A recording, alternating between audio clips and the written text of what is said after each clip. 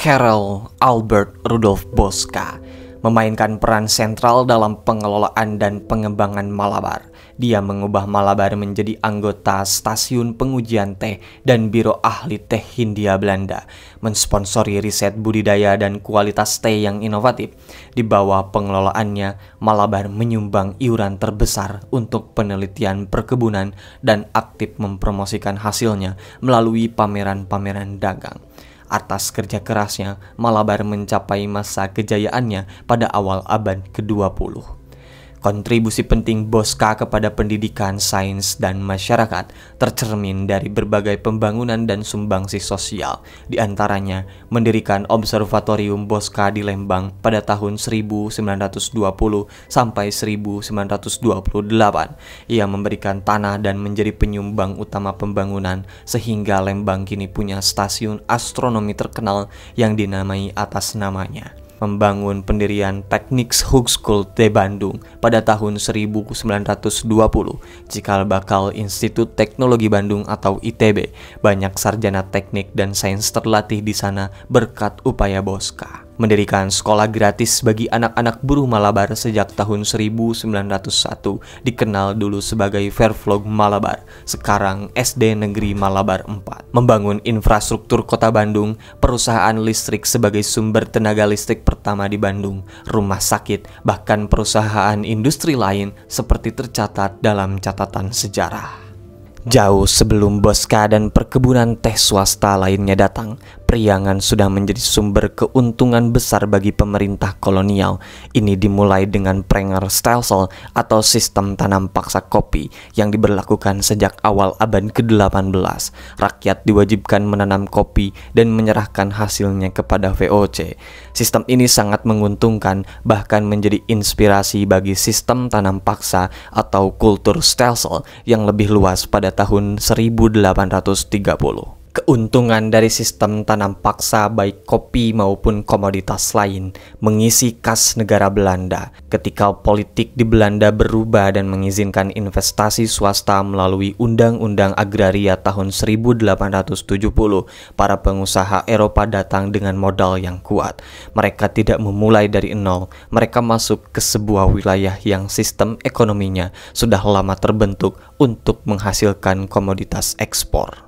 Tahun 1800-an ketika VOC sudah runtuh di tahun 1800, wilayah Priangan itu terutama Pangalengan itu kan menjadi wilayah yang tidak tersentuh gitu ya. Perkebunan kopi yang semulanya itu menjadi lahan VOC kemudian berubah menjadi perkebunan yang tidak terurus atau terbengkalai gitu kan. Dan para pengusaha swasta di Priangan ini mereka memiliki persaudaraan atau kekerabatan gitu ya, lebih tepatnya kekerabatan antara satu orang dengan yang lainnya, kayak semacam di Bandung Selatan.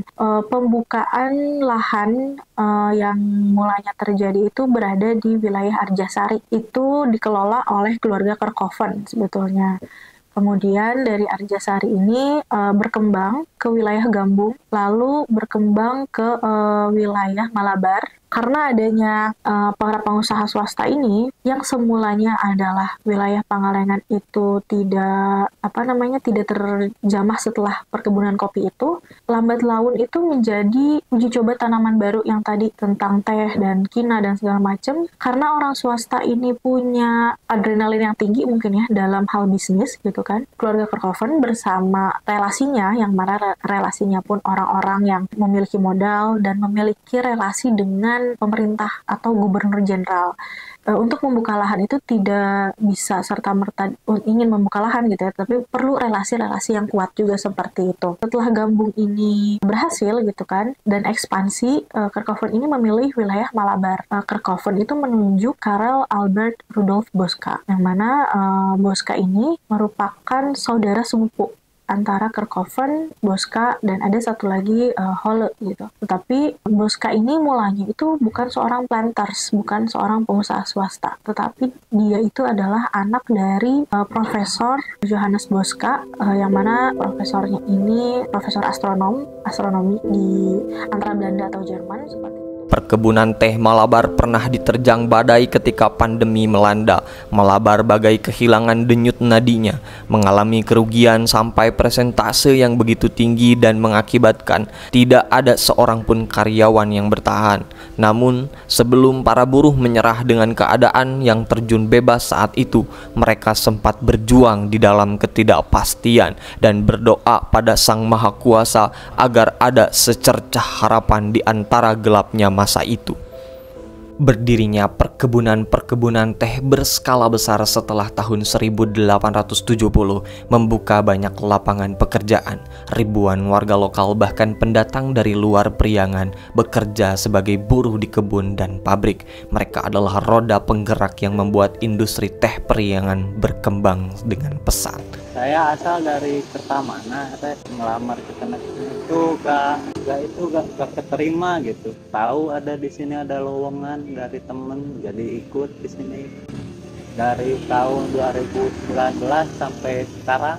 Jadi gini, dari tahun pertama tuh pasti ada progresannya gitu teh sampai sekarang. Terus ada peningkatannya juga mulai dari produksi, tenaga kerja, dan juga sektor lapangan teh-tehnya gitu, ada peningkatan dari sini semua teh kalau teman. Tapi kalau tinggi gitu yang pengurusnya ada yang dari luar. Struktur di perkebunan menciptakan sebuah komunitas baru. Ada manajer dari Eropa, mandor, dan mayoritas adalah buruh pribumi. Meskipun ada interaksi yang baik seperti yang diceritakan tentang Boska, secara sistem para buruh berada pada posisi yang bergantung pada perusahaan. Upah mereka meskipun menjadi sumber pendapatan baru seringkali pas-pasan untuk memenuhi kebutuhan hidup. Kerja keras ribuan orang inilah yang memungkinkan perkebunan seperti Malabar mencapai masa kejayaannya, memproduksi jutaan kilogram teh setiap tahun untuk diekspor. Di balik setiap kesuksesan industri selalu ada kontribusi besar dari para pekerjanya. Kalau dulu, Neng, semenjak dari tahun 1896 tuh ini hutan belantara. Nah, kedatangannya Boska untuk menanam teh di sini, lalu mengambil orang dari luar dan ditebang pohon-pohonnya, dibikin perumahan kayak rumah karyawan. Nah, jadi karyawan di luar diambil untuk bekerja di daerah Malabar. Lalu tebang pohon-pohonnya kayak transmigrasi lah kalau dulu, kalau sekarang mana. Lalu ditanami teh sama orang pribumi. Nah, yang punya modal dan penguasa itu orang Belanda ya, Boska yang punyanya gitu nih. Bahkan orang bapak saya orang Garut kan. Nah, justru mencari pekerjaan. Dan kekurangan orang di sini kan mungkin dulu nggak sebanyak gini lah gitu. Jadi mengambil dari luar dan banyak yang nggak terpaksa, itu minat dia sendiri gitu untuk kerja di perkebunan. Iya, emang langsung kerja kan, udah ada misalnya ada yang menanam dulu ambil dari biji kan. Nah, kita waktu itu bikin persemian dulu untuk pembibitan teh. Nah, udah gitu karyawan itu menanam teh, dan yang 3 tahun kemudian dia pemetiknya langsung. Jadi pertama nanam, bongkar-bongkar hutan, terus di penanaman teh. Nah, setelah 3 tahun kemudian, nah udah bisa panen dulu kan. Nah, yang lainnya tuh terus menebang pohon-pohon yang ada di sini, sehingga ini kan semua ini ada rumah di kampung Malabarnya 420 rumah dulu. Nah, itu waktu itu pertama itu hutan belantara. Cuma tebang, dibikin rumah. tebang bikin rumah gitu kan. Nah itu hasil penebang itu kayu dari sana dibikin rumah, cuman beli kayu kentingnya aja sama bambu bilik itu. Nah kalau dulu dari masuk kerja jam 7 pagi, jam 12 sampai jam 1 istirahat, nah jam 2 pulang, jam setengah 3 lah pulang dulu mah. Itu semua karyawan. Ada yang kecuali pabrik tehnya, kecuali itu ada lembur lah dulu. Kalau sekarang lembur bilang gitu. Itu kan kalau dulu mah emang sekarang lembur, tapi dulu mah kan targetnya nggak kebeli gitu, nggak kejar gitu targetnya. Nah itu kalau dari tuan misalnya Boska itu pasti pertama ya rumah, listrik itu dikasih cuman satu rumah satu gantungan gitu. Ya banyak kan ada 4 gitu. Cuma nggak boleh satu aja, satu lampu satu gantungan. Dan kalau misalnya ada pembagian beras itu ada beras kayak kan rumah nggak sama bagus sekarang kan, rumah beras sama ya saya tanaman lah. Era perkebunan teh juga meninggalkan warisan fisik yang masih kita manfaatkan. Untuk kelancaran distribusi hasil kebun, pemerintah kolonial dan perusahaan swasta membangun jalan raya, jalur kereta api, dan sistem irigasi. Infrastruktur ini membuka isolasi daerah pedalaman dan kini menjadi bagian penting dari transportasi dan pertanian modern. Selain bekerja sebagai buruh, masyarakat lokal juga menunjukkan inisiatif luar biasa. Sejak tahun 1870-an, beberapa perusahaan mulai membagikan bibit teh kepada penduduk. Dari sinilah lahir teh rakyat. Masyarakat mulai menanam teh di lahan mereka sendiri, melihatnya sebagai peluang ekonomi baru. Teh rakyat adalah bentuk adaptasi ekonomi yang cerdas. Petani menanam teh di lahan yang tersedia, seringkali di perkarangan rumah, lalu menjual hasilnya ke pabrik-pabrik terdekat untuk diolah. Ini menunjukkan bahwa masyarakat tidak hanya menjadi objek, tetapi juga pelaku aktif yang ikut serta dalam dinamika ekonomi teh pada saat itu. Budaya menanam teh ini menjadi warisan yang terus hidup. Ia menjadi sumber pendapatan tambahan dan menunjukkan semangat kemandirian masyarakat. Hingga hari ini, perkebunan teh rakyat menjadi salah satu penopang penting ekonomi di banyak wilayah Priangan. Mulai dari situ, Boska kemudian menjalani operasional perkebunan teh. Kemudian cara grafik atau ya secara keuntungan pun nilai teh itu menjadi nilai yang tinggi di pasaran kayak gitu. Dan kualitas teh yang diekspor dari Malabar itu hampir disukai atau menyerupai teh yang ada di India karena memang bibitnya pun berasal dari India, yaitu dari daerah Assam. Karena hal tersebut, Boska kemudian menjadi orang kaya nih bagi perkebunan itu gitu ya. Selain itu juga Boska jadi orang yang terkenal gitu di kota Bandung itu sendiri. Karena beberapa peninggalan mengenai Boska dan sumbangan-sumbangan dari Boska itu sampai saat ini masih bisa kita kunjungi dan jejaknya tuh masih ada gitu dari Boska itu. Apalagi mungkin yang paling merasakan tuh warga sekitar sih. Nama Boska ini harum sampai sekarang pun gitu ya. Ya pasti karena dia memberikan efek gitu kan, yang dapat mereka rasakan sampai ke sekarang gitu. Contohnya kan kayak PLTA itu kan sampai sekarang tuh masih dipakai gitu. Masih bisa bermanfaat. Terus kebunnya juga sampai sekarang masih bisa menjadi mata pencahariannya untuk sebagian besar warga di sana gitu. Terus pendidikan yang Boska ya berikan gitu ya di sana sampai sekarang masih bertahan gitu.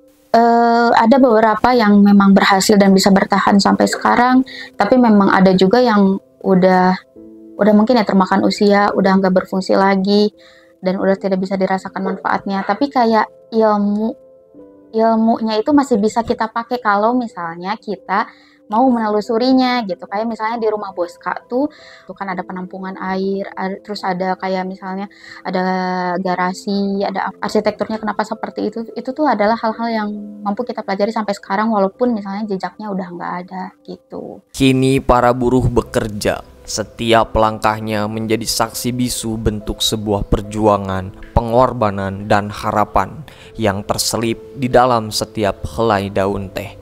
Namun, Perjalanan untuk menjadi pengawas perkebunan atau yang sering kita dengar dengan sebutan mandor tidaklah mudah.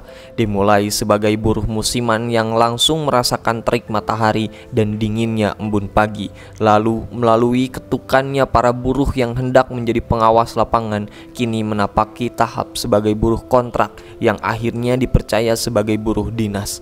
Tidak hanya itu, riwayat pendidikan pun turut diperhatikan sebagai bukti bahwa di sini ilmu dan dedikasi adalah kunci sebuah keberhasilan. Kalau dulu, saya kan maksudnya nggak bisa langsung jadi mandor kayak gitu. Ada prosesnya, ada tahapannya. Mulai dari buruh musiman, terus jadi karyawan kontrak, terus jadi karyawan dinas, ada tingkatannya. Dulu saya jadi buruh dulu jadi pemetik. Kan ada dua bagian nih, pemetik sama pemeliharaan. Ada yang bagian, kalau pemeliharaan kan buat yang membersihkan area-area kebun yang mau dipetik ini nih. Tim panen ya di tim pemetik berapa tahun sih? 1,5 tahun kalau nggak salah. Terus ke pemeliharaan setengah tahun. Ketika berubah dari PTPN 8 jadi PTPN 1 Regional 2, kita jadi ada kerjasama dengan pihak ketiga, vendor. Kebetulan saya perwakilan dari pihak vendor, pihak ketiga itu. Cuma untuk dari pihak vendor, meskipun tadinya awalnya saya latar belakangnya buruh musiman, minimal harus ada pendidikan SMK, D3 dan sederajat. Ya kebetulan alhamdulillah ada rezekinya. Saya dipanggil, lolos, langsung jadi pengawas. Cuman bukan dari PTPN langsung. Tuh. Kalau saya dari perwakilan dari vendor pihak ketiga. Karena apa? Karena PTPN dilebur terus dirubah jadi PTPN 1 Regional 2 dengan pihak vendor pihak ketiga itu. Sebetulnya kalau saya perwakilan dari pihak vendor. Cuman satu naungan di bawah PTPN. Kalau pihak vendor itu yang mengelola buruh-buruh musiman. Kalau PTPN untuk karyawan tetap sama karyawan dinas. Sebetulnya kalau masalah info jadi mau jadi buruh, mau jadi karyawan biasa. Kalau di sini kan ini yang kampung-kampung kayak gini sebutnya emplasemen. Emplasemen itu ya jadi rumah-rumah untuk karyawan ataupun orang-orang yang bekerja di perkebunan ini. Jadi segala macam informasi apapun, mau yang butuh kerja ataupun tiap hari selalu ada informasi. Soalnya kan banyak kan orang sini orang pribumi semua. Dari mulut ke mulut sih banyak, dari mulut ke mulut banyak. Karena kan kalau di perkebunan teh itu sebetulnya turun-temurun. Jadi meskipun kita nggak kerja di perkebunan, misalkan kita kerja keluar, meskipun kita tinggal di sini, kalau tentang pengetahuan perkebunan semua pasti tahu. Karena apa? Dulu Malabar itu pernah jadi, bahkan sampai saat ini sih, penghasil komoditi teh terbesar di Indonesia. Malabar itu karena kualitasnya dari dulu sampai sekarang alhamdulillah masih terjaga. Justru kemarin kita udah bisa ekspor lagi keluar tuh pucuk OP itu pucuk terbaik dari yang terbaik ya, ekspor ke Filipina sama Taiwan kemarin, alhamdulillah. Jadi kalau pengetahuan soal perkebunan sih gak usah dikasih tahu juga pasti pada tahu, maksudnya kalau pribumi yang di Malabar itu gitu.